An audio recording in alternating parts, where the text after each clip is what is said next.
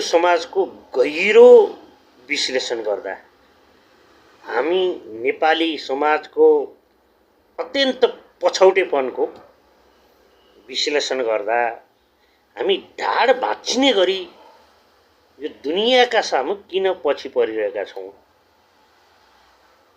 यो जटिल अहिलेको विषय पनि हो र हामी नेपाली समाजलाई अथवा यो देशलाई सिङ्गी देशलाई अगाडि बढाउनका निम्ति मुख्य बाधक तत्त्वहरू हिजो के थिए र ढाडै भाँचिने गरी हामी किन दुनिया सामु पछाडि छौँ त।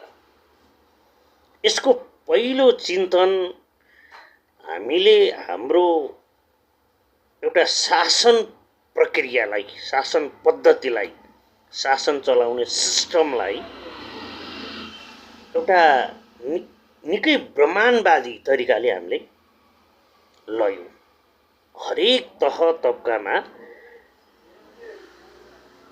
यो समाजलाई एक खालको ब्राह्मण चिन्तनबाट हामीले शासन पद्धति लग्यौँ र उसले के गर्यो त भन्दाखेरि अरू सबैले तल पार्दै आफू यति स्पिडमा माथि गयो जो आज नेपाली समाज र सिङ्गो देशले भोगिरहेको छ।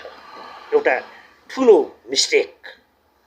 र अर्को हाम्रो मिस्टेक के गर्यौँ भन्दा यो पुरै शासन पद्धतिलाई हामीले पुरुष चिन्तनतिर लग्यौँ। जुनसुकै ठाउँमा पुरुषलाई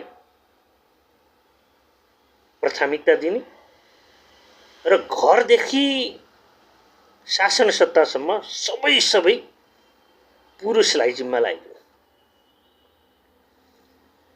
र अर्को फेरि हामीले यो समाजलाई यस्तो खालको जातीय डिबेट, जातीय विभेदमा छिराइदिउँ जसले त्यो तल्लो जाति भन्दै उसलाई निकै पर कुनामा राखेर अछुत भन्यो। ऊ भयङ्कर सिप टेक्निकल रूपमा बोकेर बसेको त्यो समुदाय समाजले यस्तो गरी थिचिदियो, उसले उसको त्यो सिपलाई, उसको त्यो टेक्निकलाई देशले प्रयोग गर्न सकेन र आर्थिक रूपमा निकै देश तल पर्दै गयो।